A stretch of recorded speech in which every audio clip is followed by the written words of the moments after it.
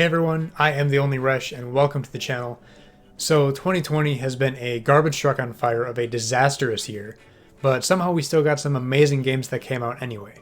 So we're going to talk about the top 10 games that came out this year. Let me know in the comments how your top 10 stacks up to mine. If there are any games from this list you haven't played, I highly recommend you do because I loved playing through all of these games so much.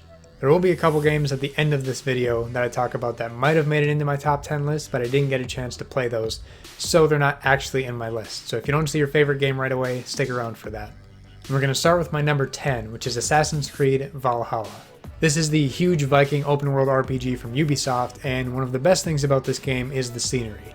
I played it on my PS5, so I can't speak for PS4 or Xbox One, but the game has some of the most beautiful environments I've ever seen in a game.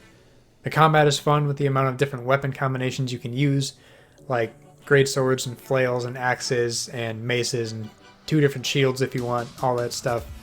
And building your own Viking settlement in England is such a cool experience, and the story was pretty good too. But I do wish the game was a bit shorter and that the big story moments weren't so far apart. But that's just me. Assassin's Creed Valhalla is available on Xbox One, Series X and S, PS4, PS5, Stadia, and PC. Going on to my number 9 is Doom Eternal, which is the sequel to the Doom reboot from 2016. This game is honestly just a fantastically done, bloody, badass, chaotic first-person shooter that makes you feel like you are Doom Guy. With a ton of weapons and methods of destruction at your disposal, mixed with the incredible soundtrack hyping you up along the way, I absolutely loved the action in Doom Eternal. It's got some very challenging moments as well. Easily one of the greatest in terms of first-person shooters, Doom Eternal is available on Xbox One, Series X and S, PS4, PS5, PC, Nintendo Switch, and Stadia. For my number 8 pick, we've got Ori and the Will of the Wisps. This is the sequel to Ori and the Blind Forest from 2015.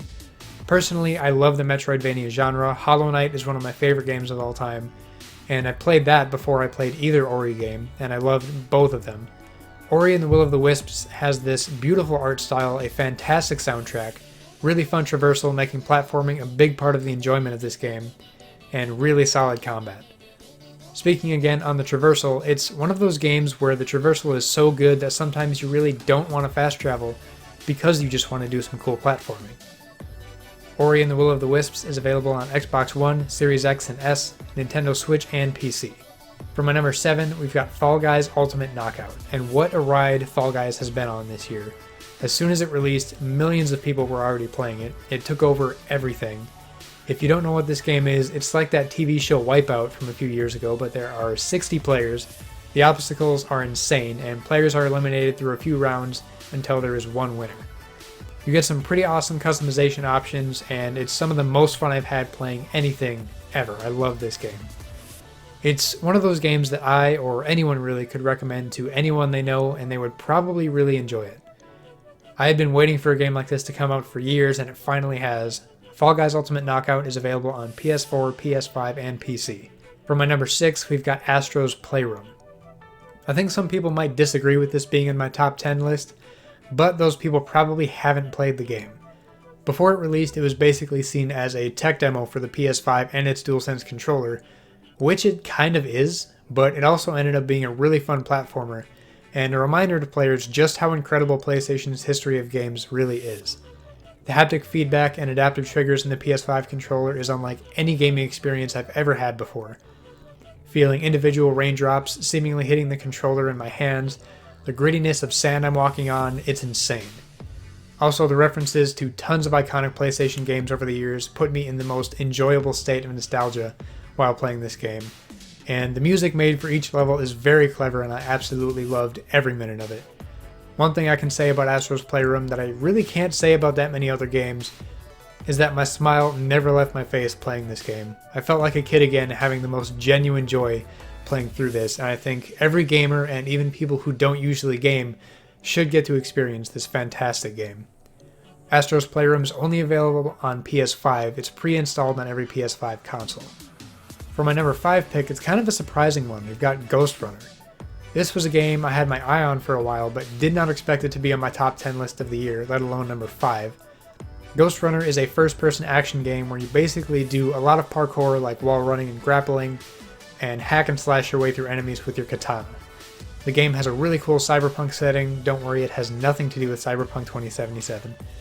This game is very fast paced, and your enemies as well as your character die with one hit. So you have to be smart, fast, and precise to get through. It actually is pretty challenging at some points, but the respawn times are pretty much instant. I played on a PC that I built like 3 or 4 years ago, so I'm assuming respawn times are just as quick on other platforms. So dying multiple times in the same area isn't nearly as much of a pain as it is in other games. If you like fast-paced melee combat and parkour that will really force you to think on your feet, you have to check out Ghostrunner. Also, the soundtrack playing in the background as you play sets such a cool tone and makes you feel that much cooler when pulling off insane combat parkour maneuvers. Ghostrunner is available on Xbox One, Series X and S, PS4, PS5, PC, and Nintendo Switch. At my number 4, we've got Spider-Man Miles Morales. So this is one of the games I'm not surprised at all is on my list. Spider-Man 2018 is one of my favorite games ever, and this is the not quite sequel, not quite DLC, just following Miles Morales and his journey to become his own Spider-Man. The huge benefit of this game being shorter meaning I got the Platinum Trophy in about 14 hours, is that the big story and action moments are very close together, and it's a great ride from beginning to end, with not a lot of low points in the middle. The story following Miles is emotional, challenging, and heroic. The combat is so fluid and so stylish, with Miles clearly having his own unique fighting style, and that also carries over to the traversal of this game. Swinging around the city as Spider-Man is some of the most fun you can have in any game, and it was done so incredibly well in this game. Miles is still pretty new at being Spider-Man, so he flails a bit more in his swinging. He moves very differently than Peter Parker does, and he has so many more cool aerial acrobatic tricks to pull off that are so fun. It is a huge joy to play this game. Also, the graphics on PS5 are incredible. 4K 60 performance mode and ray tracing, it's so good. Spider-Man Miles Morales is available on PS4 and PS5. My number 3 pick is The Last of Us Part 2. This is another game that I'm not surprised made my top 10 list. Although there are obviously some people that absolutely hate this game for multiple reasons, but I'm definitely not part of that group. I won't spoil anything here, but The Last of Us Part 2 had so many mind-blowing and crushing moments that just broke me with the narrative. I teared up multiple times playing this game. And it also puts you in a very interesting moral position when it gives you multiple opposing perspectives to the same story, and that is very, very well done here. The game is really impressive graphically as well, so many beautiful scenes along with so many dark and daunting scenes that fit the moments very well. The combat system in this game is pretty unique as well when paired with the crafting and resource management, which leads to some unbelievable combat situations where by the time the fight is over, you've exhausted every option you possibly could, survived by the skin of your teeth, and personally I found myself to actually be out of breath in real life from how intense it gets sometimes. A couple things I won't go in depth on but are worth noting. The accessibility options and audio design in the game are both unmatched in other games I've played. The Last of Us Part 2 is such an incredible experience and I definitely recommend you play it.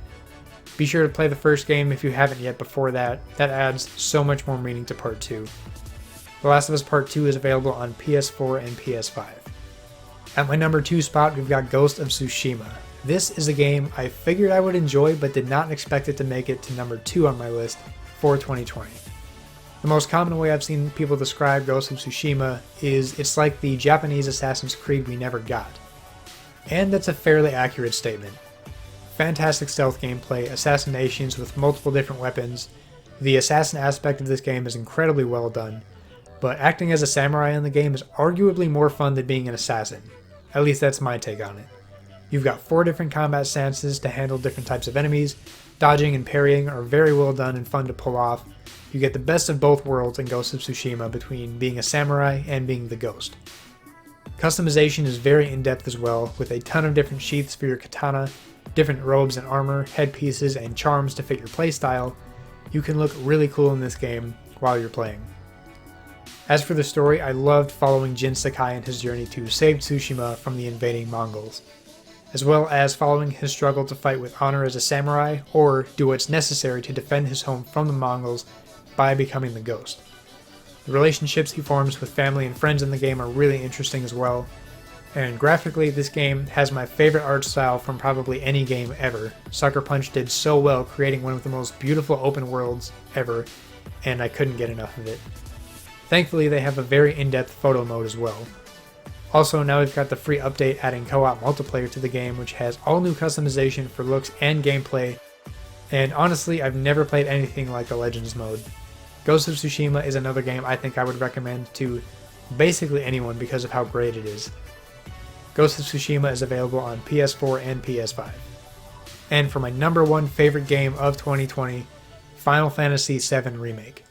I'll try to keep this short since I already have a 7-minute-ish video about why this game is my game of the year. For all the games that I said surprised me this year, this one surprised me the most by far. Specifically because I've never gotten into a Final Fantasy game before. I tried out Final Fantasy 15 for a couple hours and I didn't care for it really. But before Final Fantasy VII Remake came out, a lot of players said if you've been thinking about trying out a Final Fantasy game, this was the one to play. So I picked it up, just expecting the game to be good enough to buy and play through once, but I was sucked into this game so far I couldn't believe it. The one thing I say to people when I explain why I love this game so much is that I've never played a game with so much character before. The dialogue and the dynamic between the characters, the personality they all have, it's so well done and a joy to experience. The combat is also something I've never played before. It's not turn-based, but also not quite real-time combat. You have the ability to kind of pause time and command members of your party to use certain abilities or potions directed at specific enemies or friendlies, and when you have everything planned out, you resume real-time combat and all of those commands execute at the same time. This leads to some really satisfying combat and strategic possibilities, and honestly it's good for just getting your bearings and figure out what you're dealing with before jumping in. The story in Final Fantasy VII Remake is also really great, but if you've never played the original, you might be a bit confused at some points like I was, but it's not anything that makes me enjoy the game much less. I definitely recommend playing this game. It is such a fun ride from start to finish, and I really want to play through it again soon when I get the chance. Final Fantasy VII Remake is available on PS4 and PS5. Now for some games that could have made my top 10 list if I got around to playing them this year, we've got Demon's Souls Remake. The original is such a loved game and the graphics are better than any game I've ever seen before. And we've got Star Wars Squadrons. I'm usually not into aerial combat games, but the level of control you have over every aspect of your ship in this game is so cool and I really want to experience it still. Also we've got The Pathless. I've heard nothing but good things about this game, and I do really think it would be a fun game. And also Sackboy: A Big Adventure. Another game I've heard nothing but good things about, and specifically the soundtrack has gotten a lot of love recently, which is interesting. I'll definitely be playing this one very soon. And that's a wrap for my top 10 games of 2020. Remember to let me know in the comments what you think of my list and what your favorite games of this year were. Remember to subscribe to the channel for more gaming discussions, gameplay, and streams. And you can follow me on Twitter, Instagram, and basically anywhere else, all at TheOnlyResh. Thank you so much again for watching. I really appreciate it from all of you. Have an awesome day.